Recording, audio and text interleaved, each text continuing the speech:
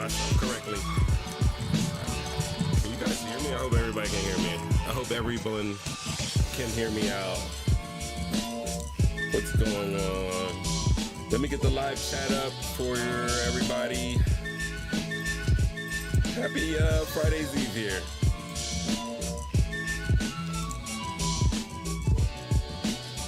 Listen. Oh, I am live. I am. This is for real. I can't believe it.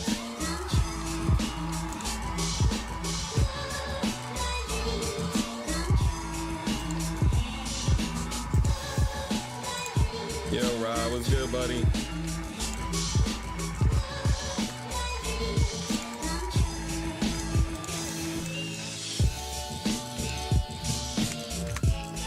All right, let me punch it up. Oh, there we go. There we go. There we go. There it is. And I don't know. Let me scratch this. That was the wrong. I'm out of control. Let's do it one more time. Wow. There we go.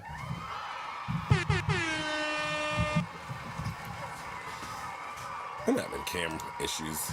Talking shit, getting clicks. I am mode 3 times.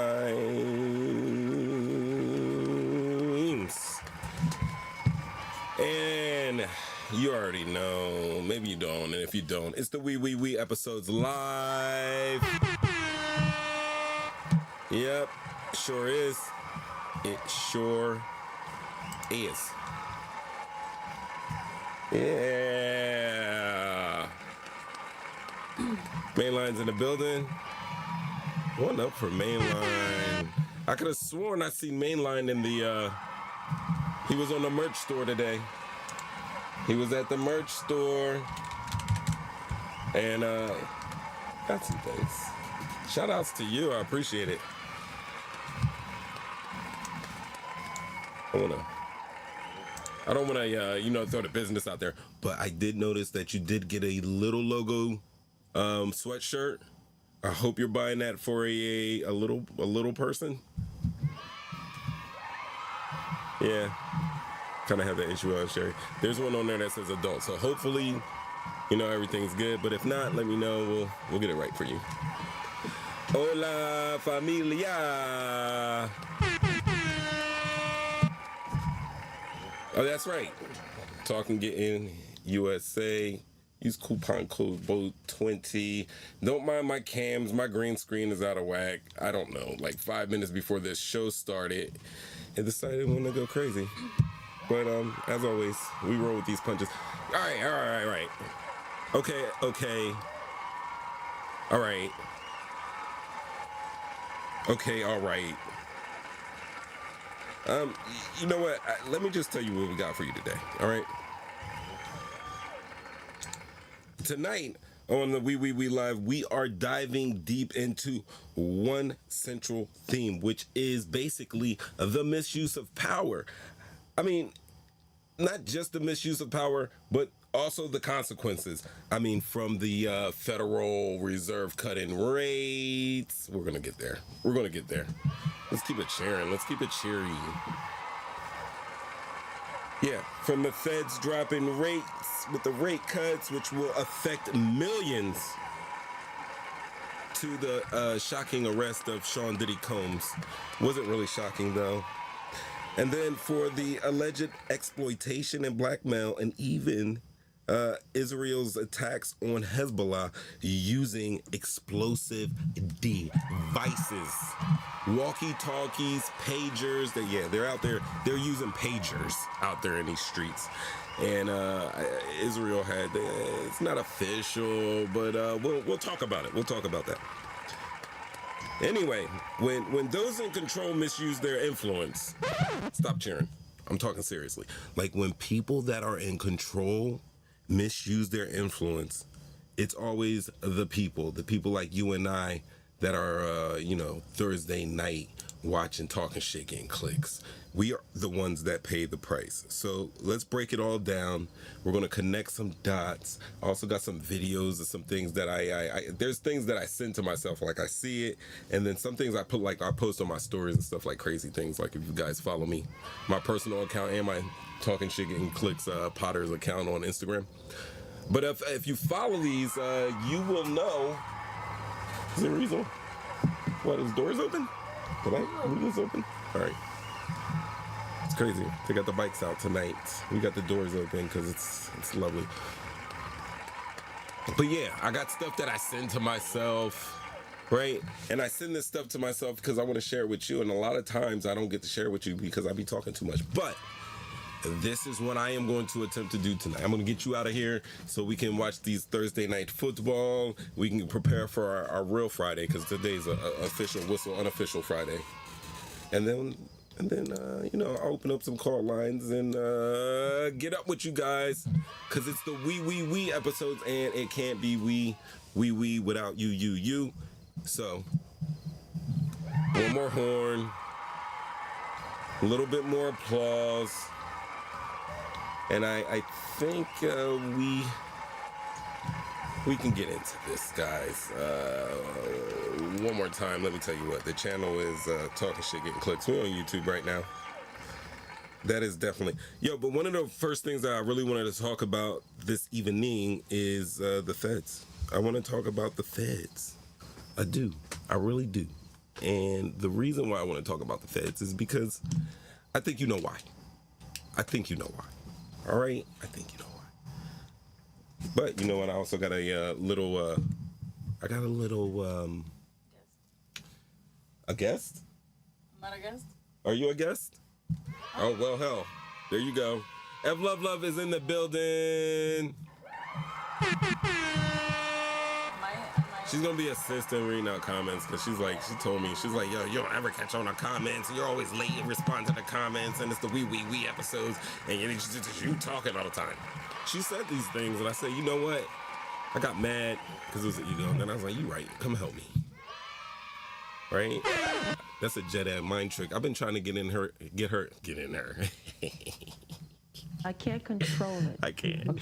But yeah, I've been trying to get her in here for ages and finally she shows up. I'm loved her because I was talking ignorant stuff about Diddy yesterday.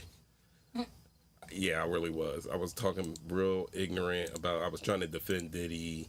And I mean, I think I made some points. I think I made some good points.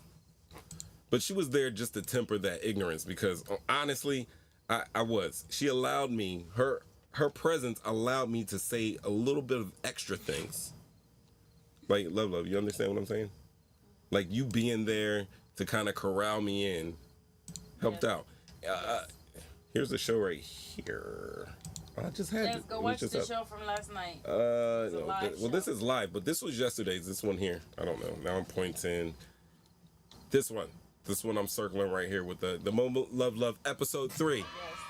Right? 3 episodes in like 1 year's time. So Love was talking her stuff and here we are. All right. Could I? Is it possible? Should I even? Can we go here? Talk about the feds. Listen, the feds are lowering interest rates. All right. So we'll talk about something that affects every single one of us, but doesn't always get enough attention. All right. And that's the Federal Reserve. And I know your eyes might glaze over when I say Federal Reserve, but stick with me. They just made the big move that could change the game for the poor and the middle class. And I'm going to break it down for you. Oh, love, I'm going to break it down. Look what I got for these guys. You see what that is? Yes. You know what that is? Yes. I got a damn slideshow for my peoples. Right? Let me set my side up because it's too much. It's too much. This is too much. I'm going to go here. I'm going to hit F11. I can't even hit F11. I'll wing it. I will wing it. As always, with everything. All right, so listen. The Fed did something called cutting interest rates, okay? Boom. This is the Fed. The Fed drops rates. Got a little thumbnail there. We're going to talk about the benefits. We're going to talk about some drawbacks. And we're going to talk about what will be the effects. And guess what? I'm promising you right now. I'm promising you. I'm not gonna be long-winded with this one. I definitely will not be long-winded with this one, but here we go, and we'll learn some things. All right, so the Fed did something that is called cutting interest rates, and specifically, they cut interest rates by 50 basis points. That's right. Now, what does that mean? In simple terms, it's cheaper to borrow money. That's right. Loans, credit cards, mortgages, all that stuff is going to cost you less in interest, but that does not really mean, what does that mean for you and I? That's how I would put it. What does that mean for the everyday person? You know, how does this affect the poor, the middle class? Let's dig into it. All right, first up, the middle class folks. I want to show you some things. I got pictures as always, you know, gotta have pictures. I'm gonna just show you some of these things about the Fed, obviously, right? All right, let me get rid of my pick right here. Let me get I'm gonna move over, I'm gonna scoot over here. Scooch. I'm going to scooch, and I'll throw comments up in the next slide, because I got love here. So we'll see your comments. All right, so this is a breakdown of the Federal Reserve. As you can see, Federal Reserve Board is an independent agency of the federal government. I have actual pictures of some of these Fed board members. Let me show you to them. Let me show them to you. Gotta get over there. All right, here. This is the one. This is the pic you want to look at. Yeah, Love's even peeking over. Like, who are these folks? Right? All right, so this is Jerome Powell. Now, Jerome Powell is the man that is in the thumbnail. He is the chair of the Federal Reserve. As you can see, you got Philip Jefferson. He's the vice chair. You have Michael Barr, who is the vice chair for supervision. You have Michelle Bowman, who's a governor. Lisa Cook, who's governor. Adrian Kagler, who's governor. Christopher Waller, who is also a governor. And these guys preside over the Federal Reserve. They are appointed by the president to overlook the Federal Reserve. Now, although I'm saying that they are appointed by the president to do this, the Federal Reserve isn't actually a government entity. It is privately owned. Why are you cheering, children? Why? All right. Anyway, like I said, for middle class people, you can borrow money more cheaply, which means if you want to buy a home, now you might be the time to lock in a lower mortgage rate. You have a car loan, you might want to think about refinancing. Same goes for student loans, right?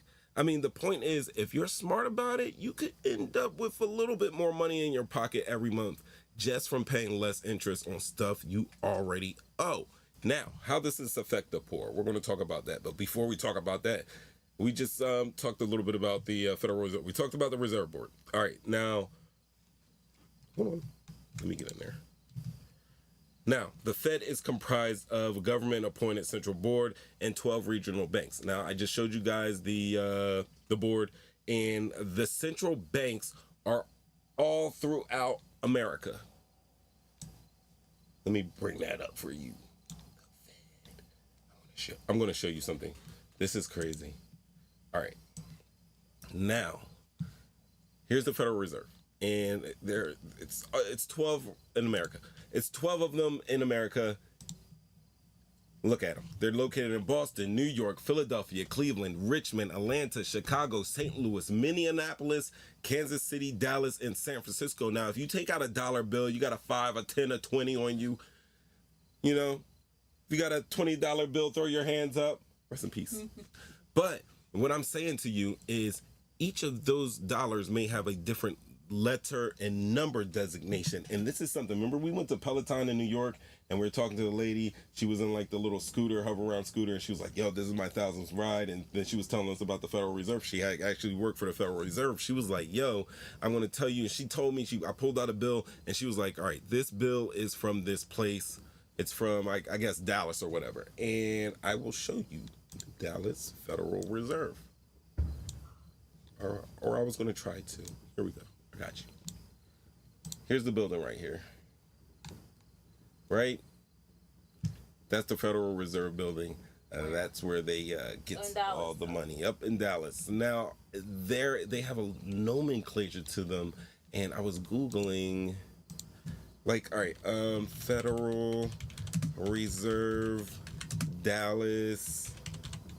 I don't know, what is that called? It's like their emblem, their logo. What is that called? Stamp, their seal. Their seal. No help. I know. I'm working it out. Because I don't know what you're talking about.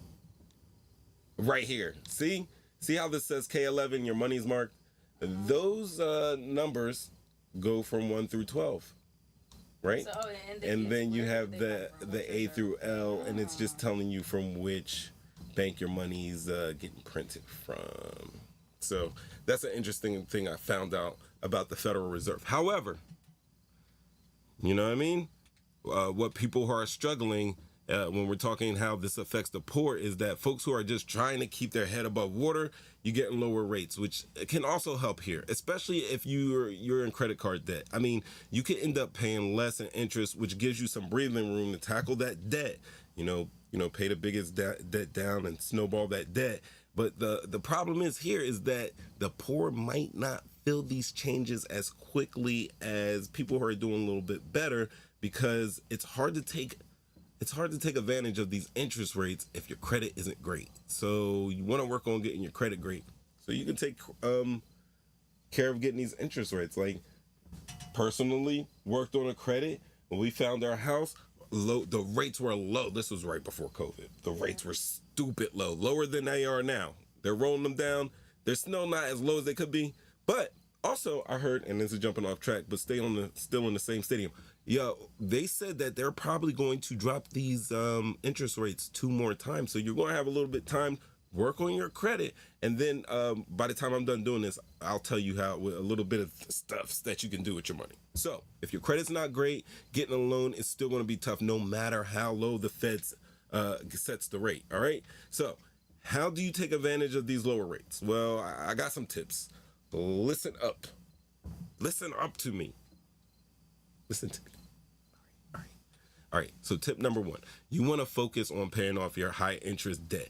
I mean, you got credit cards. Now's the time to tackle that balance. The lower the rate, the less interest you're going to pay over time. But if you put that extra cash towards paying off your debt instead of throwing it away of interest, you're going to make out like a band-aid. Now, 2, refinance your mortgage or your car loan.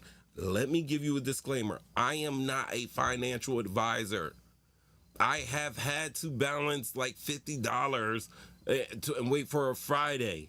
I'm not that dude, but I am giving you solid tips. These aren't no lies or anything like that. But if you want to get more in depth, you might want to seek a professional. I'm just not that professional. I'm just giving you some rudimentary-ish. All right. So, number 2, for the middle class out there, if you got a mortgage or a car loan with a high interest rate, now could be the time to refinance. That means you're going to get a lower interest rate, and boom, you could save a good chunk of your monthly payments, and that's more money in your pocket for groceries, bills, paying down other debts, whatever you need. Now, number 3, you're going to want to look into investing. There are so many ways today to get into investment. You can go on Cash App and you can buy Bitcoin, you can buy stock right in your little Cash App and keep your money going from there. And it's pretty cool thing. I've tried it. I bought a little Nvidia like a year and a half ago, and it was jumping. It's jumping. Set it and forget it. You can also, that app actually allows you to say, hey, I want to put $10 in here every week, or do stuff like that. Little auto payments, and you never know, those little $5 here and $5 there can grow your nest. Nest egg? Is that what they call it? Nest egg? Look at me. All right, anyway. All right. Those who have a little extra cash may want to invest, and it's because interest rates are low, which means your savings account isn't going to earn you as much money in times like this.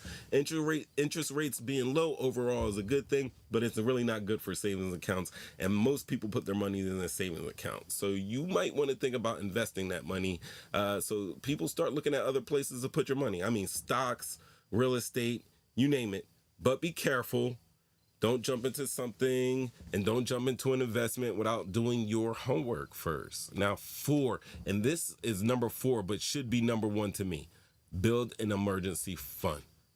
That's right. this is a great tip. Make sure you have an emergency fund. Even if you're paying off debt or investing, you need that cushion. Some shit might go down, and it's always great to have that little bankroll pulled away, that little under the mattress money, that Bible money, if you will, put away a little bit at a time. And even if the interest rates on savings accounts are low, having backup money will save you stress in the long run. Save your stress, protect your neck. Have a little bit of check in the background. Have a little bit of emergency fund. Now, off the track, but still in the same stadium, they used to say that having a emergency fund of $500 was pretty standard for all of us on average. I'm going to say you need to probably double it in these days and times, and you are going to want to work on that one. All right, now 5 is you want to check for lowest interest rates for credit cards. That's really another just straight real deal tip. You want to shop around for lowest interest rates. You want to shop around for lowest prices for everything. You'll make out so much better, whether that's auto insurance, whether that's cable and utilities, even though we had a talk about the utilities, how they monopolize that. But you want to shop around for lower interest rates specifically for your credit cards. Now, some companies offer better rates when the Fed drops their rates. And if you carry a balance in your card, switching to a lower interest rate could save you some serious cash. So, bottom line, the Fed is lowering interest rates.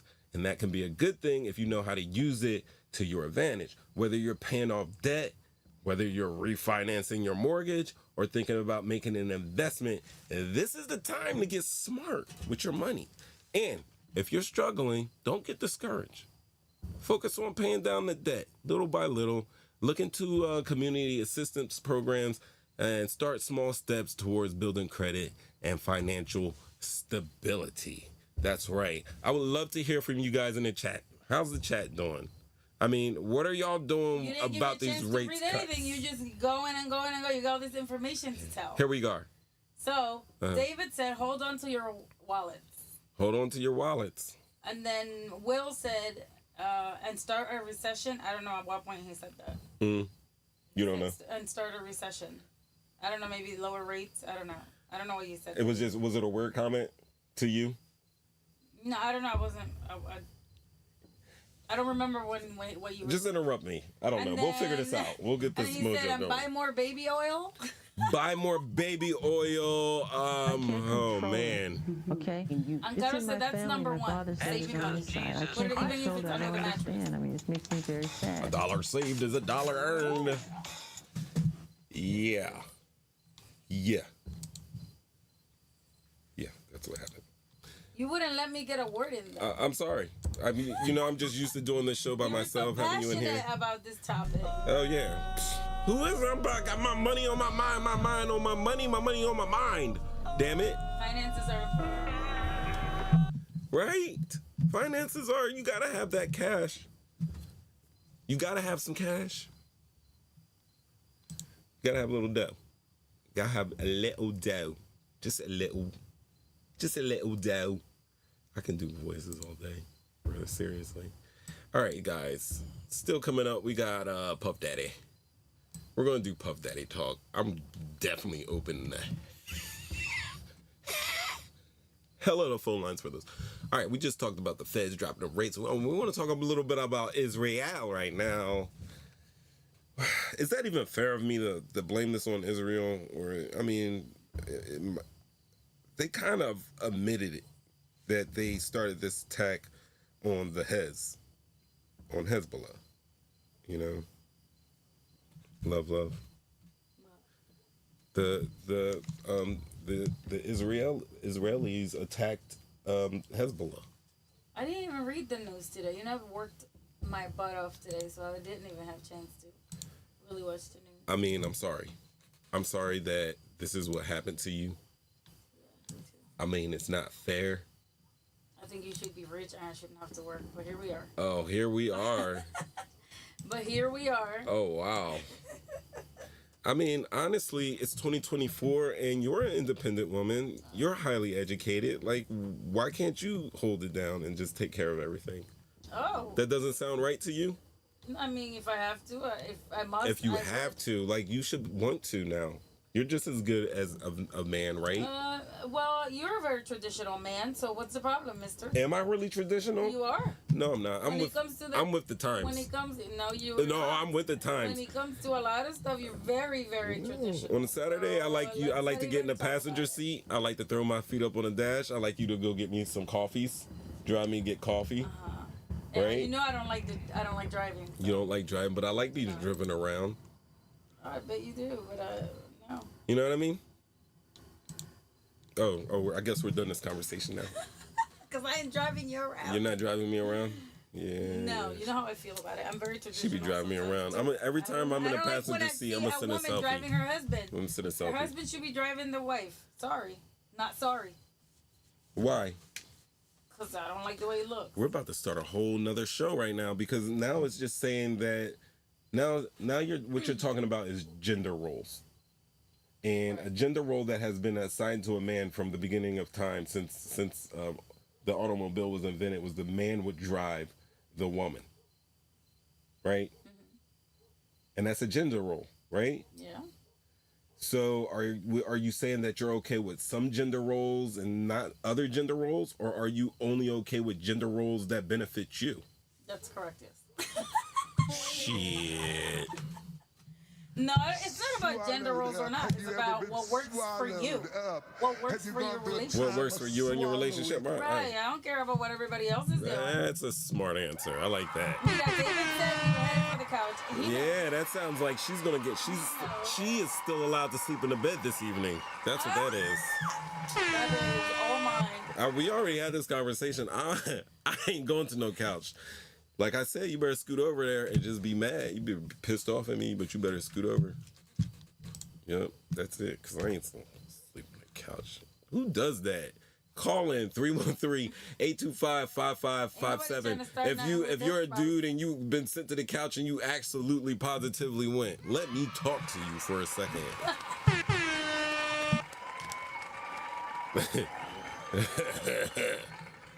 All right, I don't want to start no shit.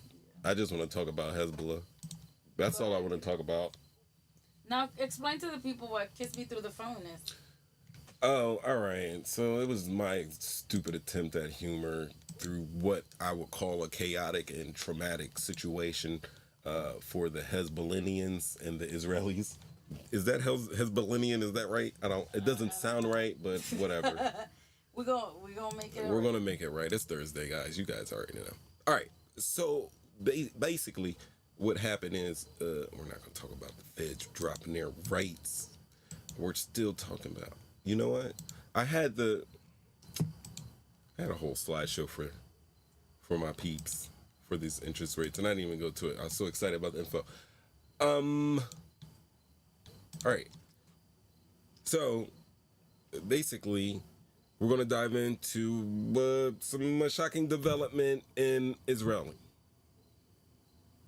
I can't even talk right now. I hear myself. Hold on. You know what I think I need? Love. I think I need a little water, and I need a little techno. Boom. Talking shit, getting clicks. Getting some waters. Not going far. Damn, just dropped the soda out the fridge. After the show, it fell again. Now, triple the bubbles. And then I moved my light oh man. Oh wow. Remember in Norbit when he's like screaming, "This is a hell! This is a hell!" That's how I feel. This is how I feel. All right, throw some applause. Then I'm gonna bring myself back in right here, like that with the logo. And then we'll go to the monitors. Well.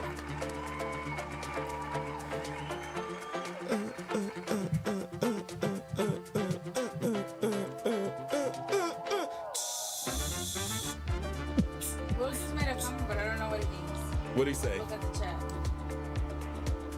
What? That What did Will maybe say? he even spelled the word. Oh man. NVIDEA going for. What? NVIDEA. Hold on. Going for. NVIDIA. He's talking about NVIDIA. That's the chip company. Oh, I don't know anything about it. All right, so yo, check this out. We had like a couple years ago. This is before I get through. We'll still go back to the little Fed rates of investment or whatever. All right. So during COVID, if you remember, there was like a shipping vessel that clogged up a very significant canal that the world uses to ship goods all over the world. You guys kind of remember that? I can't even remember. Was it the Suez Canal that got? Let me know in the chat. I know you guys are hella smart out there. You guys got your Googles. Does that make you smart knowing that information? Because then I'm the dumbest because I don't know anything about it. No, I think different things make you smart. Like that's a whole different conversation. But I mean, like knowledgeable of like world events and even like the little stuffs that it's cool. Like we can talk about Diddy and everything like that, but some people should know that hell we had a supply chain issue. You know, I have a little balance with your stuffs. You don't gotta know every little issue and everything like that. I'm not calling anybody a dummy out here, but we had a supply chain issue. And one of the issues we had was a chip supply issue. And listen, we got AI, we have self-driving cars, we have has a phone or a computer. Everybody needs these microchips. NVIDIA is making great microchips. The kids love them. They're getting NVIDIA everything for their gaming consoles, and gaming is at all-time high. It just made sense to be like, oh, who's making these chips? NVIDIA? Oh yeah. I've known about NVIDIA for years and years and years. Do you have let me drop $20. Yeah, I've been dropping like a little chippy change into my Cash App over the last several year and months. And sometimes I've had to go in there and take money out of there. And I'm not proud of that because I wish I would have let it sit, all of it sit. But we're doing good. We ain't doing too bad. I mean, if my car breaks down, I might be able to get it fixed. Enough. Your car breaks down is $1,000. Plus a couple of tower. Yo, every time my car breaks down, it's like $1,500. Southern Belle is asking, what is their stock? What? How much is it? How much is the stock? Yo, when I bought NVIDIA, and let me tell you what, I bought, was it at what? It wasn't even at $100. Oh, now it's I don't know what it's at right now because I don't even look at it. It's NVIDIA. I'm not even typing. Excuse me. 117.87.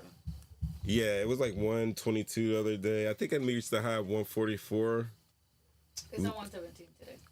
Yeah, I think it started off at like $44 when I got to it. So it already split like twice that I know of. Maybe so. And I'm talking about this is just Cash App real quick. Just Cash App, and I buy a little Bitcoin here and there, and that's what we do. You know, Bitcoin is crazy. You know, whatever. Anyway, let's dive into developments in the Israel-Hezbollah conflict. Now, in mid-September of 2024. Just this week, actually, Israel allegedly used pagers and walkie-talkies. You heard, that's right. Communication devices turn into deadly weapons. But here's where it gets even crazier. These walkie-talkies were manufactured by a Japanese company, ICOM, which is now distancing itself from the incident. So how did this happen? I'm going to break down a timeline for you guys. Kiss me through the phone. That's a Soulja Boy song that Drake stole his flow from. I was watching Breakfast Club. This has to do with walkie-talkies and pagers. So "Kiss Me Through the Phone" it's as close as I can get with a title. Really, I want to be like, yo, my pager's blowing up. I'm blowing up over here. But come on. I miss the pager days. You miss the pager days? Yeah, worry-free, no responsibility. Life was no bills, barely. You ain't had no pager bill? Nah, my. It's because you're a woman. You know, you girls are raised and taken care of by a dad. Pops is not going. Pops will look at me crazy like I'm gonna pay your pager cell phone bill. You women are taken care of greatly. It's another conversation for You don't another pay my day. phone bill. How you get that discount? What discount? Ain't nobody getting no discount. You get a military discount on that No, on that we phone don't. bill. We do not get a discount, by the way. Are we not? No, we don't get a discount. Oh, we gotta work that out. Oh yeah, they don't have a discount. Oh yeah, they do. Military discount on T-Mobile. Oh, I forgot. Sorry. You know what I mean? Yeah, we do. Well, it's a lot of money. She's using though, that discount. She wasn't discount. literally. She was not with me shooting in the gym, but she's using that discount. I digress. A series of pager explosions rocked Hezbollah controlled areas, including Beirut suburbs and the Baca Valley, which is beautiful. We're talking about Lebanon now. Now, at least 12 people were injured in the first hit, including 2 children that were killed, and over 3,000 people were injured. Yo, I know I got a video of this. Hold on. Let's bring up the vidya.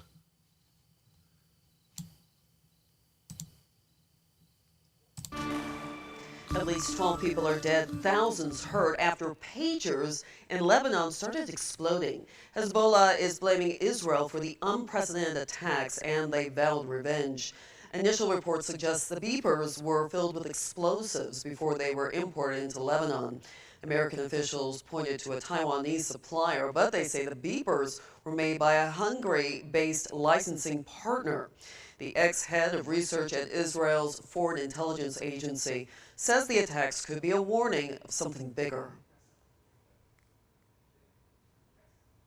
It's a warning. It could be also, of course, if Israel did it, it has to take into account that Hezbollah will retaliate, and we are escalating to a kind of a war. Short, long, I don't know, but a war. Several months ago, the Hezbollah leader told his men to get rid of their smartphones in an effort to evade Israeli tracking.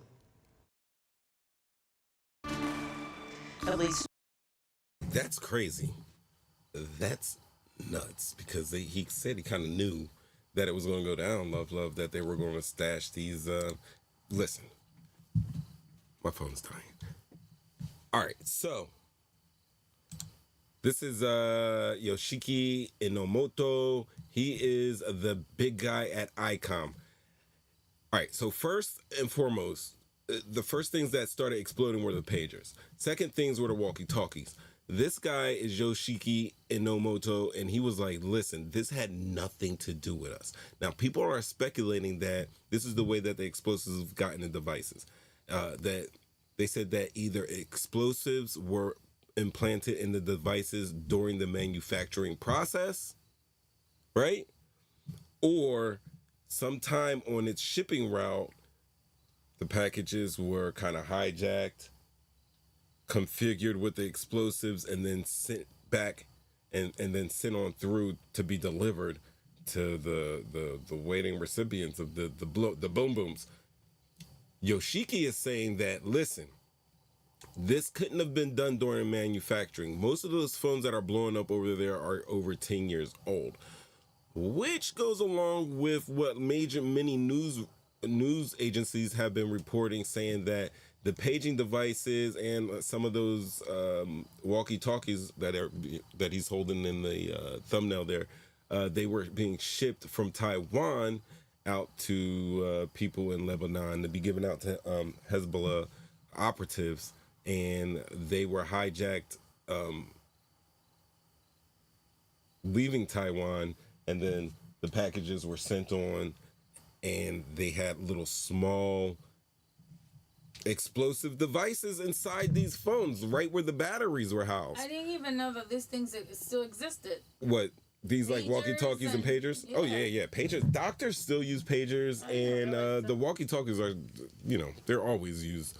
All right, so this happened on Tuesday, September 17th, 2024, obviously. And it was a series of pager explosions that rocked Hezbollah-controlled areas in the Beirut suburbs where Baca Valley is. And that's where they said at least 12 people, including 2 children, were killed and over 3,000 were injured. Now, on Wednesday, just yesterday, handheld radios, the ones that are being held by Yoshiko Inomoto right there, it started exploding in the same area, killing 20 more Hezbollah members and injuring hundreds more.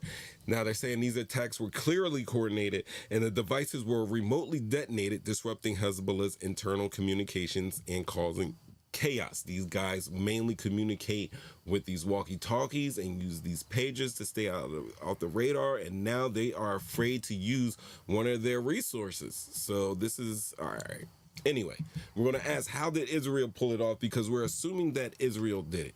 And we can go into why I think Israel did it. But, so, allegedly, someone tampered with these devices, either during production, which we just proved against in the case of Yoshiko Inamoto, and while they were being delivered, they inserted the hidden explosives. Now, these bombs were designed to be small enough to fit inside the communication devices, but powerful enough to cause massive casualties. Now, the remote detonations were likely controlled by Israeli intelligence. And if you're thinking about Israeli intelligence, you got to be thinking about the Mossad. Like, that's their CIA. And this wasn't just a military strike. It was a highly sophisticated sabotage operation. Now, I already told you about the Icon. The company said that they came out and said, nope, it's not us. Their director, Yoshiko, said to Reuters that there's no way the bomb could have been integrated during our manufacturing process. They stopped making these models over a decade ago, and most of what's still out there could be counterfeit. So if the devices were fake, someone else rigged them, and if they were real, this just got a lot more complicated. Now, if it turns out to be counterfeit, then they'll have to investigate how someone created a bomb that looks like their product. And if it's genuine, they're going to have to trace its distribution to figure out how it ended up there. And Inamoto, guilty or not, has a lot of work set out for him. And I'm pretty sure it's got to be a nightmare scenario for Icon. I'm for him because he should be scared. Because you would think there would be reprisal, and that's what I'm getting back. That's just what I'm getting to. I'm so happy you brought that up because Hezbollah has responded. They responded. Let me click. I need to be better at this clicking.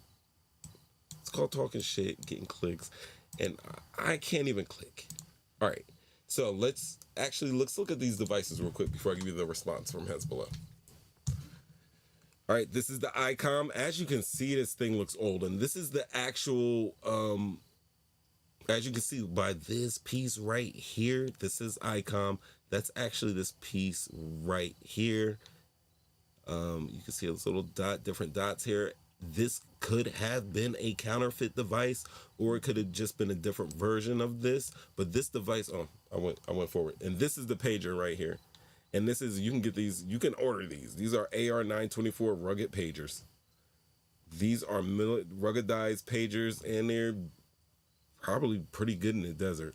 That hard casing keeps the dust out. It's shock absorbent and all that good stuff. SD cards? No, not SD cards. What I thought originally, though, I thought that somehow they had maybe a little chip, well, as we were talking to NVIDIA, that they had a chip that would kind of maybe overheat the lithium batteries in there, causing the explosion. But I learned earlier this week from some stuff that happened on the job that those lithium batteries really don't explode like that.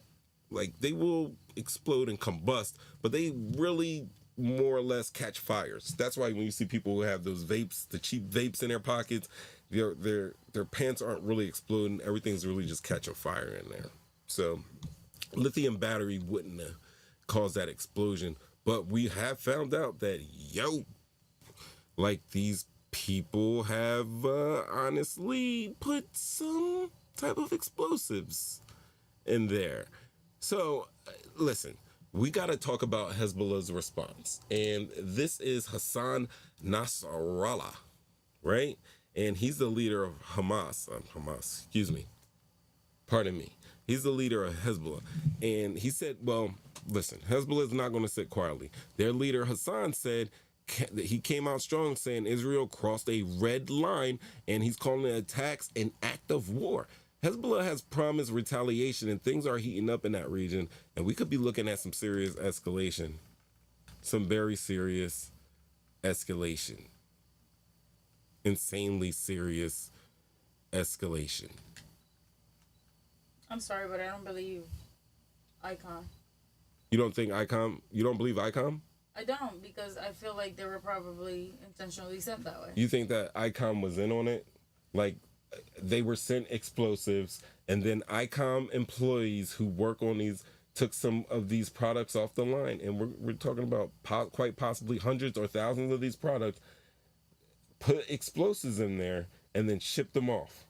They bought these devices to their own company, and you think that they was messing around with explosives in their warehouse and their buildings with their employees around? Sent from, obviously they're not gonna do that there, but they were sent as if they were sent from the company. Can you guys hear Love well enough? I can hear myself. You can hear yourself. You sound good. All right. I just want to make sure that it's coming across. All right. That's quite possible. Yeah, I think you can do that. I mean, that's what I would think if I was them. Right. All right. So Hezbollah, the leader also says here, he says that like it really wasn't warfare with some tricky stuff. This does not sound like regular conventional NATO approved warfare where you can just sneak explosive devices into consumer products and explode it might have people. been a smaller thing. Like, it doesn't have to be like a big, They said it was, all right, we're seeing that someone's getting blown up and like it's taking out one person and like 15 other people are being murdered or actually hurt from it. So I don't know. The collateral damage was kind of cranky. We might have to get some more in-depth reports, like as compared to the casualty rate, because we know that around 40 people have died, but they said that like around 2,800 people have been hurt by these devices. And that's just not something I would feel comfortable with as, warfare, just hurting innocent civilians, knowing that the reason why you've been in war so long is because you keep killing their innocent civilians. And once you do that, you making an enemy for life. Right. If you agree with that, let me know. 313-825-5557. But this is how... I just want to mention something really quickly, though. Okay. I noticed that nobody's liked the show yet. Close the chat real quick, like the show, and then go back to the chat. Oh, thank you, babe. I forget to tell people that. Yes, please, share, subscribe, hit the alerts, because like we did, we came on with the Mo Love, and people who had the alerts knew that we was going down. We had some good information. We had some great information for the Diddy. And give them the number so they can call. 313-825-5557. Tell us their input. That's true. We're getting there. We are. I'm sorry. It's all good. All right. This is the important part here. All right. The Minister of Defense for Israel came out and said out his mouth, he's poured gas on the fire with this statement. He said, "We are opening a new phase in the war. This wasn't just a tactical move to disrupt Hezbollah's operations. It's a clear signal that Israel is ready to escalate the conflict, especially along its northern border with Lebanon." And that is what he said. First of all, don't argue. Yoav Gallant, Israel's defense minister. Crazy. And not only that, the U.S. had to respond. The U.S. was like, listen, they were watching closely. State Department said they don't want to see the conflict escalate further, and they're urging both sides to back down. The Pentagon, for now, hasn't changed its military stance in the Middle East, but make no mistake, the world is paying attention. All right. And then also, let's just say that Hezbollah is meeting with Hamas. So now over there, we might have a mashup of I like what you're doing, enemy combatants. I like what you're doing because you fucking with fire. You fucking with real gangster shit. You know what I mean? So tell me what you think. Is Israel pushing things a little too far? Or is this a calculated move to cripple Hezbollah? I mean, and what about Hezbollah? How will they retaliate? Call in 313-825-5557. 5557, or jump into the live chat. Let us know your thoughts. Because there's no we without you. Gotta let you know. And as I talk that shit, let me absolutely positively open up the phone lines, because How you gonna tell people to call and don't have the phone line up? Huh? I mean, do I have to rewind the show for you? You just saw me do it. I just did that. You were here. You're here asking me questions that you know the answers to. Out of control. Yo, how was your day today? You got anything interesting? Me? Yeah, you. Well, I worked all day, I told you. Yeah. I've been working on them numbers. Tough work. Yeah, it seems tedious and boring. Them spreadsheets. But hey. Thank you for calling Collins Studios host and call screener line. Please enter your show or meeting number and press pound. Oh. Enter your 6-digit PIN number. That's my secretary. She's from Great Britain. Welcome, host. You are now in the host room and can manage your callers from the Callan Studio web interface. Audio recording is on. That shit, yo, bro. Think about what you just discovered. Think about what we just discovered. So what's next, though? Like, what are they Southern going Belle to be? said where she works is always interesting. Oh, you are a lucky person. That your job is interesting and you love your. I love my job, but my job is very What are you into, Bells? Very tedious. Oh, Southern Belle. What did you say? Did you say something about something? She said her job is always interesting. I don't know what do you do, Southern Belle? That's awesome. I want to do what you do. Whatever you do, I want to do. Bring home checks. Tell them. Right. Bring home them checks. I want to bring the checks and be interested. And interested and get the checks. Oh, you know she what? works in retail. What do you do what do you do? I work retail. It was a pain, but it was also I worked enjoyable. at Kmart when I was 19 years old. And it was fun too, wasn't it? Is that considered retail? I guess Yeah, it is. the Kmart is definitely retail. Damn. I didn't like that job, Damn. though. I did not like it.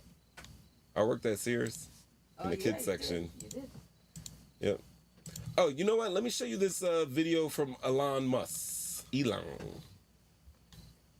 And it's about some plans that he has for Tesla autos. Where's my... he's such a weirdo. You think he's such a weirdo? He is. All right, well, listen to this. No doubt about it. It will be like an Airbnb thing. At just one tap on your Tesla app, your car gets added to the fleet, and it just makes money for you while you're gone. The owner of the car will far exceed the actual monthly payment. And then Tesla will obviously take a rev share on that, but most of the money will go to the owner of the car. This is actually going to work. This is what will happen. It will be like an Airbnb thing. At just one tap on your Tesla app, your car gets added to the fleet, and it just makes money for you while you're gone.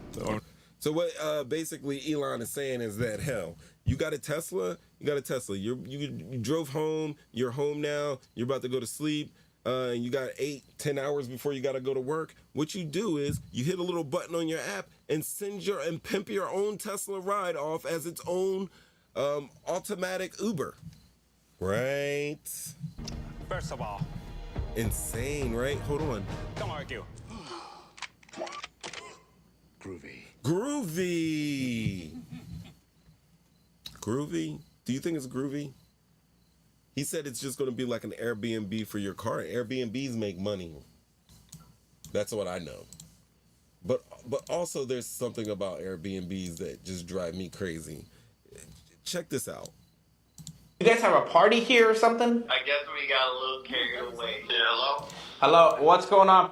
How you doing? I'm the owner of the Airbnb that you stayed at last weekend. I'm calling to talk to you about the condition you left my property in when you guys checked out. What about it? The property is a complete mess. There's trash everywhere. Did you guys have a party here or something? I guess we got a little carried away. I get carried away, man, but this is a bit more reckless. I'm gonna need you to pay for the cleaning costs. Cleaning costs? That's already part of the bill, though, isn't it? No. That sounds kind of scripted. It sounds kind of scripted to me. However, nevertheless, we all know that people's Airbnbs have been trashed. People have collapsed through floors, have had way more people at parties, have big rager parties at people's Airbnbs. And I imagine your car turning into an Airbnb victim. Imagine pimping your car and it's coming back looking like Johnny 5 when he met the gang. I wouldn't trust my car with anybody. Right? No. You imagine somebody just laying up in your car smoking, eating chips, throwing up, drunk, nasty. No. banging out in your own, banging out in the back of your Tesla. Groovy. This is not a banger. I don't know. This is not a banger. I like this. I know banger. He's Nah, trying. my guy. I'm not gonna knock him for trying and being innovative, but some things, you gotta always think about that negative side too of what's been going on. Let me know how you guys feel about it.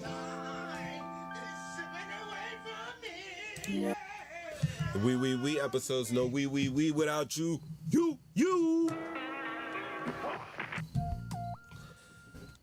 How y'all doing? How y'all doing out there? All right. Another thing. You know what? I was watching Bill Maher now. I've stopped watching Bill Maher because he went a little too crazy. He went a little extra conserve. Remember we used to watch Bill Maher all the time, and then he started saying some stuff that I didn't totally agree with. He is. I think as you get older, you become a little conservative. He's gotten a little grumpier over the years, but just because of the election, I decided to watch Bill Maher, and he had a really, really good show the other night. But this was something that he said in his show that was kind of a miss for me. I'm going to play it for you, and we can discuss this. This is one of those things that we can discuss as well. Let's talk about an ugly incident that happened this week. Tyreek Hill, he's a football player, pulled over by the cops, and they roughed him up in a way I thought was not called for. When he was sitting on the ground, and they shouldn't have dragged him out, it was horrible, but he's sitting on the ground, and he said something like, "Just being black in America, bro." And the cop says to him, "We're not white either," because they were Hispanic. And like being... that was nice. You still can get a lot of shit just for being black in America. Which but is also, why you should not roll up a darkened window. I mean, but... I mean, I think it's in some ways a sign of progress that black folks can now act like entitled assholes like white people always could. That's the lesson. Let's talk about an ugly incident. That happened this week. Tyreek Hill. That's something that Bill said there. That's what he said. Talking shit, getting clicks. Talking shit to getting clicks. That was Bill effing Maher talking about the Tyreek Hill situation. Listen, I saw the Tyreek Hill situation. We watched it. First and foremost, Love, what did you think about that? You saw the video. We watched that video together. About Tyreek? Yeah. Well, I don't want to sound ignorant or anything, but the first thing I said was, those are Cuban and they're very racist. And colorist, even towards us, other Spanish people like Dominicans and Puerto Ricans. Right. That are, on the darker side of skin spectrum. And they don't like us.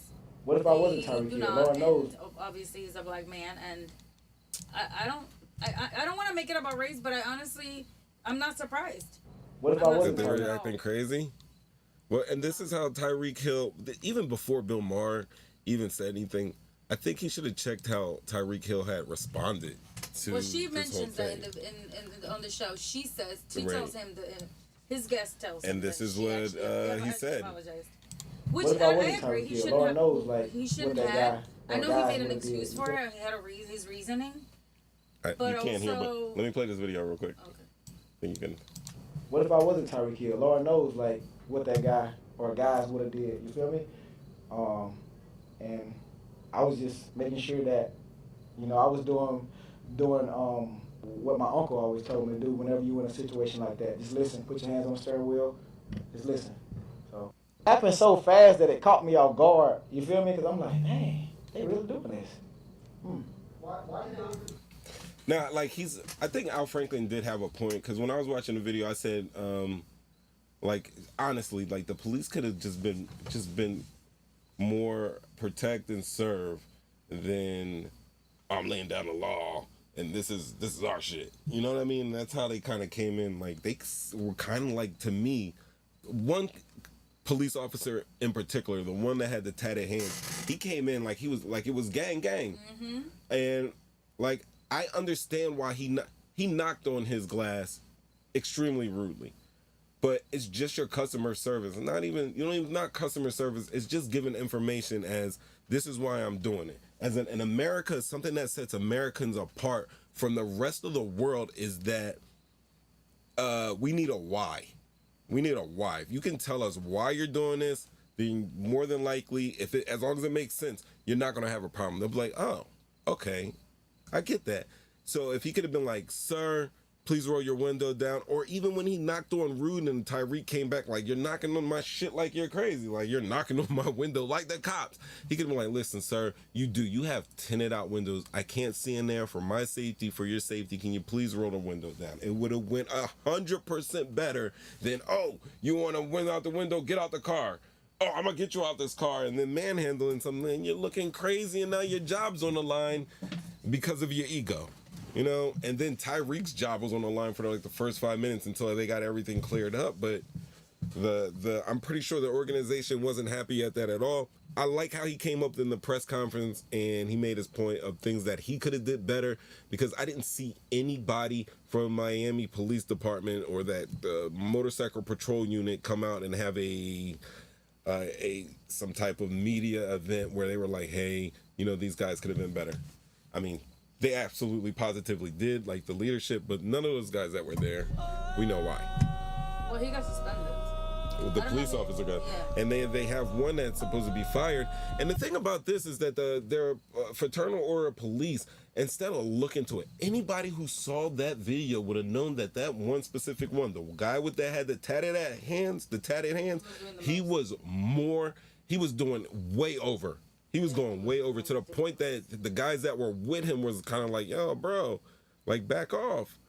Like, but that's a part of a culture. There's a lot of cultures in America that need some straightening. And that's just one of the things right there, because it seemed to me like the other guys got it, that he was just being over the top. And the fact that they didn't have the power or the wherewithal to stop him or calm him the hell down and de-escalate that situation was showing to me. The fact that he had no weapons, made no threat to anyone with his mouth or his body with anything, right. And he's just on the pavement like he was trying to kill someone. Mm-hmm. It makes me sick to see that. Like, there's literally no reason why he should be on that pavement. Right. Like he would just try to murder someone. Right. Absolutely none. Like, I get it. If he rolled that window down, there was blood all over the interior, then all right. But there's no reason why you should get yanked out your car for it. And then it came out to be, I believe, what was it, a seatbelt? A seatbelt penalty? Which I would fight in court, because I have my windows up. How can you see through my tent if I'm wearing my seatbelt or not, you asshole? Right. That's what I would do. That's just me, though. Just be. Yeah. But I don't see Tyreek Hill doing this. I just see him, whatever the fine is, it's probably going to get dropped, and he's going to go on about his life. He actually said that he wanted to be a law enforcement officer. You actually positively said that you believed that he was actually talking that real and he wasn't just throwing it on for the press conference. I believe him. And I'm with you on that. I think he does want to have a little thing in law enforcement. I hope he does. I hope he learns, and I hope he's one of those ones that can make that profession better, Because not all cops are bad, obviously. Oh, and by the way, that car he was driving, it was a McLaren. What was the model? I don't know, but it was nice. It was a something 20. It was a McLaren something. But we was looking at, that's like how much was that car? Seven something? Wasn't it 700 something thousand? McLaren. It was a 720S. Yeah, it's still one thing. This is what he was driving. Oh, that one. I thought the price used it's 159. This is 20. He's got the new one though. Right. Yeah, 340. I don't know. That's a toy. Toys. Whatever. We go to the McLaren site. Yeah. He's got a nice cars. He's got a Spider. Sure. Beautiful, beautiful car. All right. It could be jealousy too. Like, oh, look at this car, and this guy doesn't deserve it because they don't think people. Some people think you don't deserve. Like you don't delete. They don't believe you. Yeah. They were just jealous, and he definitely showed.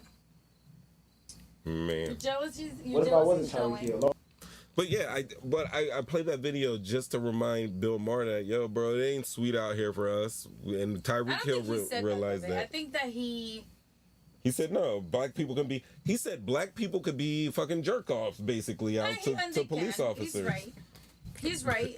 Sometimes they can be. We have seen videos where people were like, "Come on, man, that could have been prevented. You're acting stupid." Like we have seen those. Yo, but I see it constantly. But we have seen white people. When people like Bill Maher, they get fucking. They cursing the cop out, blah blah blah, and he sits there, and the police officer sits there and like explaining to him, and then if it's a punk kid, white, black, or whatever, they're gonna bust him up, or you know what I mean? Like people do get busted up, black, white, or whatever. It just seems to me specifically like. As a black man, no, buddy. I don't believe that. I better comply out there. I better put on here, but 10 to 2, and yes sir, no sir. Out here, I'm not talking no shit. I'm just trying to get this and trying to get home safely. I'm not trying to get pulled out car because I'm not Tyreek Hill. I don't do yoga and hit the gym 18 times a day. Like he had surgeries and everything that was bent up like that. They've been these. How old am I? They've been these. Year-old bones up, man. I ain't coming back from that. Nope, no way. I ain't coming back for that. Y'all don't gotta clap at everything. Are we really gonna do Diddy? You don't want to? I mean, we did Diddy yesterday. I mean, I can flash through it. Let me check though. Sorry guys, people could be calling. Anybody calling? Are we calling? We getting calls? I don't know. Check the calls. I don't even know where the calls are. I got so many windows open, it's ridiculous. Oh no, we're good. Thank God. Be careful though. It's spicy. Whatever he wants to do and however he wants to live his life, that's how he's gonna live his life. He is unencumbered by the peer pressure. That's right. I'm unencumbered by the peer pressure. Unencumbered. I'm gonna present this to you. It's crazy. Here's my presenter window. All right, we're getting to it. Look at that. Take that. Hidden cameras, other celebs involved, business mixed with pleasure. Y'all gotta clap at everything. Next up on the draft block is Jay-Z, because he's next. That's what we got. That's the bet. Is Jay-Z next? Yo, there was a story. Yo, as we were talking about Beyonce earlier, there was a story about Beyonce killing this lady's cat. And she said Beyonce was a witch and killed her cat. I think it was like a former backup dancer for Beyonce.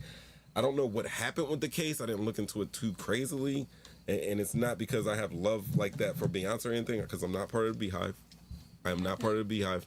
Sure. Right? Seriously, the disrespect.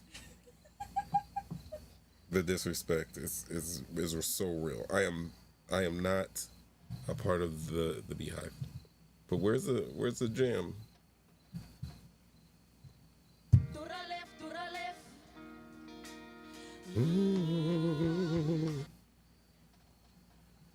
All right, you know that it's the football game started. The football game started. I know. Go watch the game. That's crazy.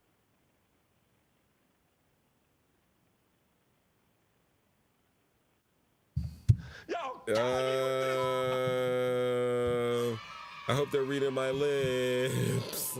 Because she's out of control. Listen, the government seeks detention, as we know, of Sean Combs, Puff Daddy, P. Diddy, PD, Love, Diddy, whatever, following his indictment on charges of physical and sexual violence. Now, they argue he poses a risk of flight, obstruction of justice, and is a danger to the community. Now, just for a little background, you guys can check the Mo Love Love episode 3. That's up on the channel right now. But Combs is charged with racketeering, conspiracy, sex trafficking, and interstate prostitution. His business empire was used to facilitate these crimes, including sexual abuse and exploitation of women. That's what the prosecution wants to prove. All right. Now, Combs use of violence, threats, and coercion. It would be categorized as him using his power in business to coerce women into sex, often under the guise of romantic relationships, and subjected them to violence and forced participation in freak-offs and elaborate sexual performances, including drugs and physical abuse. Now, this is one of the things that we talked about yesterday, and this is something that I saw earlier today. I don't know if it was another Art of the Dialogue conversation with Choke No Joke, where there was actually some pushback for some stuff that he was saying. But basically, he surmised that perhaps these people were in relationships with Puffy, and sometimes you may have give somebody some money in your relationship, and maybe even though these things were immoral, were unethical, does not necessarily make what he did illegal. Specifically in that sexual abuse and exploitation of women type of deal. I think that we could all maybe agree that the drug use is obviously punishable. You're not supposed to be having, hard class A, class 1, class schedule 1 type of narcotics in your surroundings or in your possession or anything like that. But when it comes to these freak-offs and women being abused and coerced and everything like that, that is something that, and I said this yesterday, that his defense really does have a footing on to defend him with. All right, so they said it was elaborate sexual performance involving drugs and sexual abuse. They said he coerced women to participate in the freak-offs through violence, drugs, and control over their finances and careers. And these performances, some lasting for days, that drug-filledness, were often recorded, and victims face severe emotional, physical, and financial abuse. They say, this is a part of his NDA. This is disclosure, non-disclosure agreement. I don't even know if this is, I got the wrong screen on. This is his disclosure agreement, and it is pages long, and basically once you sign this agreement, you're basically signing your family's entire legacy to non-disclosing anything of Puff Daddy's, or he will own you and basically everybody you love. That's what his NDA says. Obviously, NDAs are, you can fight them in a court of law, and that's what they're doing here. But Combs also committed acts of violence against his employees, it alleges, and including kidnapping and arson, and many witnesses corroborate these allegations, with some publicly reporting and the documented in law enforcement reports. Insane. Also, earlier, some text messages came out from women that were texting him things about the things that he put him through. After Cassie came out, he received text messages they got from his phone telling him about all the abuse everything that they went through with him. So a woman, after the Cassie incident came out, now I gotta be skeptical on this. I'm always gonna be skeptical and stuff like this. But all right, so Cassie's coming out that Cassie is trying to get money out of Diddy. It looks like she's gonna get some money out of Diddy. It was less than 48 hours before we found out he settled with her, and then right after that he starts getting text messages of basically, Diddy, you remember when you hit me with the fish hooks, or tried to surf on my head, or did some other stuff, or peed on me, or made me take these drugs, or slapped me in my butt too hard? He started getting these texts from women so they could start a text chain, some type of document trail against them, a trail that they didn't have at all. That's what it seems to me. That's easily dispensable. No. All right, you're going to hit my phone to reminisce about me abusing you. Yes, because now it's fresh in their mind. Dang. Yeah, now. I went through the same thing. I just watched that video. I just heard about what she said. Would anybody? Then I went through the same thing. Would anybody think me the asshole for thinking that these women went through this and now are hitting them up like that in this situation that you're explaining, because they are opportunists? I'm hitting buttons. It's not fair. Respond saying, you never went through this. You know what I'm saying? I don't know. I don't know this case, but how did he respond to it? Was he like, I'm sorry? All right, so then we still got to look into that, because if he's like, yo, I'm sorry, I owe you, then all right, they got a case. If he's like, yo, bitch, kick rocks, like, I don't even know you. Who the hell is you? I don't know. Okay, but let's put this into perspective. Remember when we went through with Deshaun Watson? It was 20-some women that came out. Right. Do you believe that now, that after the 20-some women that don't know each other, do you believe that he's actually guilty of all that? No, I don't. No, I don't believe that he's essentially guilty of this, because even in this, like, just to be honest with you. You don't think that he's a No.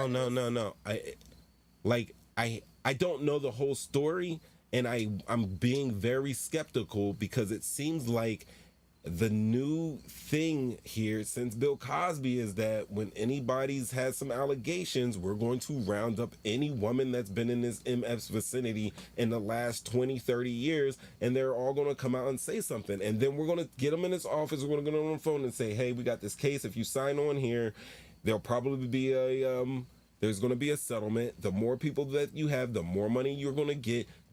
As a lawyer, those people are going to have to split that settlement money. You're still going to get your money. So the more money out of the settlement you can get, the better. It doesn't matter. 40 witnesses is better than 5 witnesses, because he's got to pay all 40 and you're getting a percentage of 40 rather than getting a percentage of 5. There is a financial reward for doing stuff like this. Yeah, but we know that you have to bring proof that this stuff happened. That stuff, like, I can't just say, I know. Oh, yeah, he did this, and I never had any interaction with this. Right, you can do. This is what you can do. That there were interactions. You can be like, these victims had to have some sort of proof in order for the award to be, for a judge, for the court to say, hey, y'all deserve this amount of money because I saw the evidence, I saw that what he did. There's videos, messages, whatever, and we believe this is true. And otherwise, if it's just words, most likely they're gonna be like, not really. All right, so for Deshaun Watson, I'm not sure if he's still going through any type of criminal trials now. One just filed another one. Right, one just filed it. No, a couple months ago, or last month, not even. All right, now is this because something that he did after these first accusations, or before with these original accusers? I would have to ask. I'm just saying, because we all know that we have professional people that sue the shit out of people professionally, and that's how they live their life. That's why I'm saying that. Like, I take it with a grain of salt now, and it's going to get worse as I get older and time goes on, because we've had these Me Too movements, because we've already seen a plethora of women come out and expose the shit out of people, honestly expose people. Like, I'm not saying that people don't do dirt or anything, but I'm just saying that you're blaming the victims. I'm not blaming no victim. I'm just telling the victim that, hey, victim, it's easier to believe you if you come out right within 48 hours of the shit happened in a week. Why are you waiting 5, 6, 7 years? And it seems to me like, and don't get mad at me for questioning your tactics when, oh shit, you didn't even come out and say anything until this stuff was all over the news and this settlement was coming out, and now you want to come out and say something. Oh, now these people had to have evidence. Maybe they had evidence because they were triggered by something that they did, and they were like, oh, Deshaun, remember that time I was giving you a massage and you asked me to touch you lower than into your genitals, and I didn't feel comfortable with that. And now, oh no, I texted him and I told him, no matter if he responded or not. Like, it's kind of crazy. I think everybody needs to take personal responsibility. Everybody.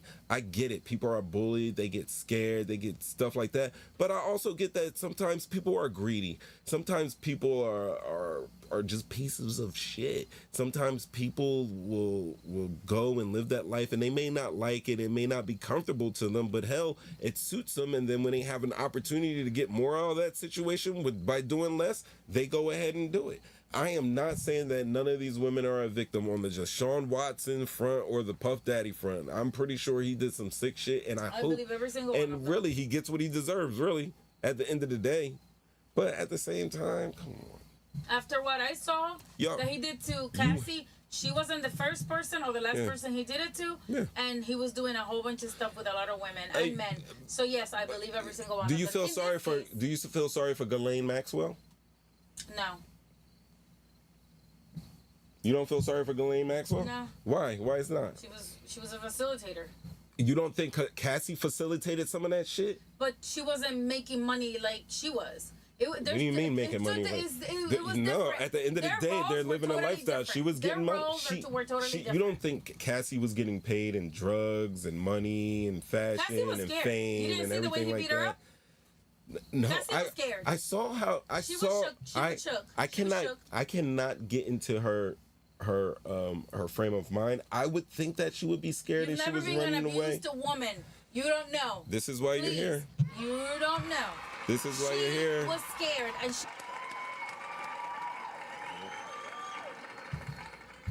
like really, like I get it, I understand, but also, like you should also understand that there are people that are opportunists. There's some ain't shit people out there that will go ahead and they enjoyed those Diddy parties and they enjoyed giving Deshaun massages and they took selfies and pictures and told all their friends this is who they were messing with. And when they got a chance to get a check, they also did that as well. That's a possibility, but I don't believe that's 20. Yeah, but you know what? We need to hunt those people out because they make the innocent people look bad. Out of somewhere, and I believe that he truly was asking for more for the happy ending. I believe it. I mean, we all know that. Do you think he was getting it? That massage. Do you think he was getting that? Do you think he was forcing people to give him happy endings? I don't think he was forcing, but I think that he was asking, and that is sexual assault. Asking for sex. It's sexual assault. Putting their hands where they shouldn't be. Yes. Pushing the hand down. Yes. What, pushing the hand? I don't. That's what they say they push hands down like that and stuff like that. Deshaun Watson, to me, that situation it's unfortunate and everything, and it seems like he has a little kink where it comes to massages. I know Robert Kraft also has those same little kinks or whatever. I hope that he would just find like Robert Kraft had an Asian lady that was what she did. That's what she did for him. The other girls that were with him were professional masseuses, not I get it. Not a pedicure lady, Asian lady that does things on the side for money. Not a pedicure. They were these women were coming to people's houses giving massages, which I don't think is the safest thing to do, to be some type of travel masseuse or anything like that. I am not blaming the victim. However, I'm saying that Deshaun asked a massage lady and she acquiesced to that request and he kept going with it. You know, like somebody that uses old ass pickup lines on women because it worked one time. Like that shit worked for him. We need to find suspect 0. We need to find the first lady. Suspect number 1. Number 1. We need to find the lady that said yes to that bullshit and make her her co-defendant. No, she's probably suing him as well, though. That's all I'm saying. That's what she's doing. Anyway, back to Puffy. Love. Next week, you don't have to come on camera if you're going to talk all this shit. That's all I'm saying. Because you're here to read out comments. Don't nobody want to hear love right now. This ain't the love show unless y'all do. Let me know. 313-825-5557. That's what I asked you to. You're supposed to yell at the comments. Unless you come on camera. I've been. David said Deshaun Watson is going through the same accusations in Cleveland. Yeah. He's getting some accusations. He is, and unfortunately, I thought he was very talented. I don't know. He's very distracted on his game. Is showing in his game. I think a lot of the issues that he's been through and injuries and everything else have affected him. So we should pick up this same conversation about Deshaun Watson when we talk about For the Birds, because the guy's been asking me to put together a For the Birds show so I can cry online about how my fantasy football team is doing trash. Oh my God. However, all right, let's finish this up with Combs. All right, so there were committed acts of violence against employees, right? And others, including kidnapping, arson. They're saying a lot of this stuff was reported and documented. Definitely check the Mo Love show because we really went in depth. But Combs and his associates often carried firearms, they said, using them to intimidate others. Illegal weapons were found at his home, showing his continued access to dangerous weapons. Do you think if they don't find those 3 AR-type weapons with the defaced serial numbers at his home, does he get bail or was he not getting bail at all? I'm asking you. I think he would have. You think he would have got bail if they wouldn't have found those guns? I think so. I think that was one of the big things that really put the seal on. He's doing too much. Perhaps the judge is thinking, there's more where that came from. I think like what you said yesterday, like one of the big things that the judge was thinking was that hell, this MF is like really, it wasn't the guns. It was more of him being able to get on the phone and be like, hey, I can bribe you or I'll threaten you with guns, but keep him away from my phone. Yeah, I think they want to supervise. I did say that yesterday. I think that was part of the package that they presented. The prosecution presented, and the judge looked at it and said, yeah, this is too much. But I think the main point was we want to make sure that we hear everything he says. He knows all the victims. I'm sure what are they telling him and what is he telling others? I think they want to monitor all that. And I think that's one of the main reasons why he's behind bars.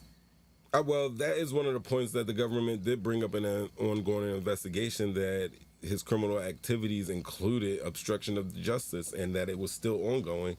And they want to provide a different, they need him to be able to provide additional information as needed. Now, under the Bail Reform Act, defendants posing a danger to the community or a flight risk can be detained pre-trial.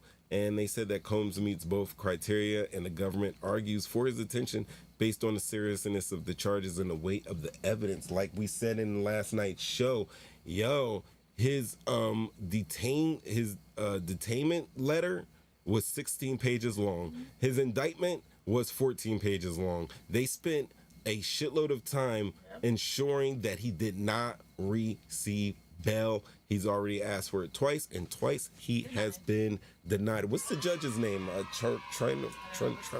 Troforian. I got you. Yeah, it's a lady. Her last name is Trayfun something like that. I got the name. It's coming up. Anyway, Combs was engaged in the violent behavior, they say, for decades. They say he coerced women into these acts and used violence against others. The government asserts that no bail conditions can ensure public safety, as his violent tendencies are pervasive and unpreventable. And they also, going back to the obstruction part, they said he was engaged in significant obstruction of justice, including witness tampering and pattern of deceptive behavior, which makes him a continued threat to justice. Sounds like somebody I know, like a former president. Anyway, the government believes that releasing him would allow for further obstruction. They also think that he's a risk of flight. I mean, he's facing severe penalties. He's facing like at least a minimum of 15 years in prison. And one of the charges is life. Yeah, that's a strong incentive to flee, I think. David is saying no chance at bail. When the law decides to come after you, you're done. Yeah, you're right. I also believe he's going to get done up. I think he's. You think it's done up? Over. You don't think he's getting out of it? No. I can't wait to see. I can't wait to see the argument. I want to see the star-studded cast that walks through that courtroom. Anyway, I think because he also has vast financial resources and he does have international connections, it does make him a flight risk. Yeah. And then they're going to talk about the weight of the evidence. And it says the government has gathered extensive evidence, including victim and witness testimony, electronic records, physical evidence, and all of this corroborates the charges, and the strength of the case against them is strong AF. I think a lot of their case is from those civil trials, to be honest, because he's got a lot of civil trials pending before him. I forget the lawyer's name. Well, one of the lawyers was kind of getting thrown out of court because it seemingly like he was making up and saying the most insane shit about Diddy in order for Diddy to settle. And he was doing this with other, defendants as well, not just Diddy, but he had an MO, in the filing papers, he would say some crazy stuff and people would settle just so that all of that wouldn't come out, even the lies that were told about him. Saying. They rather just shut him up. I did a show about this. I did a show. It's a black lawyer. It's like a young black dude, and they found a pattern of him doing that. He could potentially be disbarred. Wow. Yes. Wow.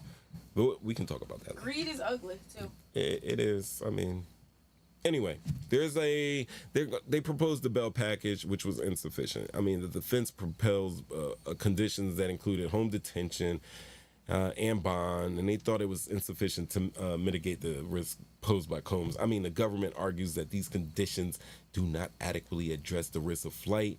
He is bigger than ain't no ankle bracelet holding him down. Can't nobody ankle bracelet hold me down. Yeah, not even an ankle bracelet. Oh no, I got She to said keep nothing. on moving. I think, like I said, I think the main thing is if he's home, he's able to dictate what people can do, where to go, what he can say without us knowing what's going on. We want to know what's going on. I don't know, but I made this cool ass, kick ass collage of all the people that went to his white party. Is that Felicia Rashad right there? Look at Sanaya Latham. Is that Ashton and Demi? Is that Al Sharpton? LL Cool J, Lennox Lewis. There's Stevie J over there. That's Reverend Run. Is that Leo? Yep. That's Leo. Damn. Yo, is that Tyrese down here? Yep. And Lindsay Lohan. Yeah. And who's the white That guy? looks like the guy who, I don't know, I'm not sure if that's Willem Dafoe. But that might be Willem Dafoe. Who? Oh, there's Hove. There's Hove. Insane. Just a couple people that was at them parties, just so you know. That's his drug mill right there. That's probably one of the other reasons. Who's this? This is Brendan Paul. He's an ex-NCAA basketball player. He used to play basketball for Syracuse, ended up meeting Diddy and becoming basically a drug meal for him. When Diddy was under all that pressure, he was like one of the first guys that was arrested. I believe he was flying back on that Bahamas flight with, he probably had some lube as well as drugs. And then this is Shine Barrow, who is the former rapper. He's now a politician. Shine. Yeah, remember Shine? Of course. Dun, dun. Yeah, that's Shine. Shine was basically like wishing Puff luck, which is weird because Shine had some issues with Puff. Well, he said, actually I was watching him, he said that that although they had issues and Diddy did him really dirty when he went to jail and everything. I think he probably did time because of Diddy.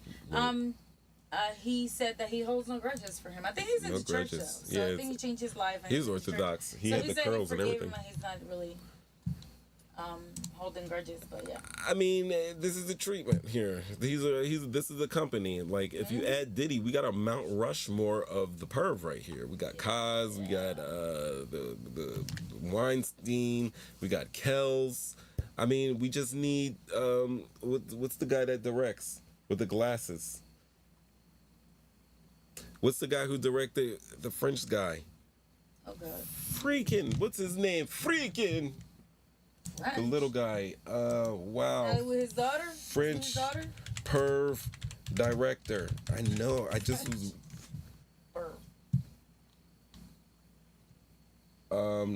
Shit, there are so many French perverts directors.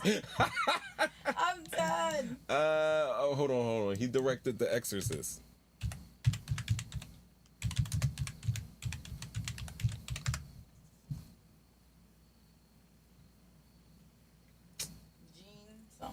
Original.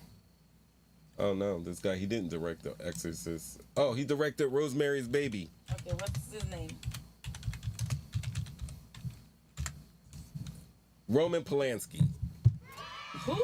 Roman Polanski. Let me see his, I don't know who he is. Oh, all right, I'll show you. I've heard the name though, but I don't. This is Roman Polanski. I mean, he's still lauded in Hollywood as a director. Oh, okay. See, I've seen him. He does not come back. He doesn't come back to America because if he comes to America, he is going to be he's going to jail. So what people do is they go over to France to make movies with him. He's 91 years old. He's old. He's old. I mean, he was in Rush Hour 3 beating up Jackie Chan and Chris Tucker with that phone book. Yeah. But yeah, they go over to France to make movies with him. It's funny that the guy from Rush Hour 3 that directed the movie, who directed, what's his name again? Because he was a perv too. Oh my God. I'm convinced it's just he's made really good movies. But he makes great movies. Chinatown. Oh, you're talking about Roman Polanski? Yeah. Brett Ratner. Yeah. Brett Ratner makes great movies too. Let me see who he is. This guy. I'm sure I've heard you talk about him too. He made all the Rush Hours. I can't see it on the screen. There he is. This is him. Maybe we can put Brett Ratner up there too. Yeah, I know who he is now. Yeah. He made the Tower Heist. I love that movie. He made the Rush Hour series. I think they're gonna make a Rush Hour 4. Oh really? Chris Tucker's down? You know he's hiding. He's been hiding. He's not hiding. He's out. He's just hanging with his friends. He's got international peoples now. I'm pretty sure He's like, Diddy, now I'm starting to yawn, which means it's time to pack it up. Anyway, this Cassie, as you can see, look at these palatial estates. You guys remember the raid, but look at the houses, Los Angeles, Miami, and no more. He is in MDC, MF Brooklyn right now. He's in New York, like that, right? Yep, MDC Brooklyn. Oh, his lawyer would say that the conditions are horrible there, and I'm like, well, that's what he deserves. He's a pig. He's right where he belongs. Give that man. Sorry. Give him an ankle bracelet. He's Puff Daddy. He can go nowhere in the world. Everybody's gonna know him. He's like world famous. He's probably in his own cell, though. I mean, he's civilized world famous. He can't go anywhere in the civilized world, quote unquote. Not in New York forgive anyway. me. Isn't he from New York? Yeah, you can't go to New York. People love New York so much. He's from Harlem. He's stuck in Brooklyn. That's a punishment for him. But like, yeah. No more New York for you. And you know, people from New York, they love New York. They miss that little sandwich shop. Like, they will. A lot of MFs were like on a lamb halfway across the world and just had to get some Gray's papaya. They had to fly into JFK just to go, grab a meatball down in Little Italy. And next thing you know, boom, you're in MDC Brooklyn. MDC Brooklyn, talking shit, getting cleats.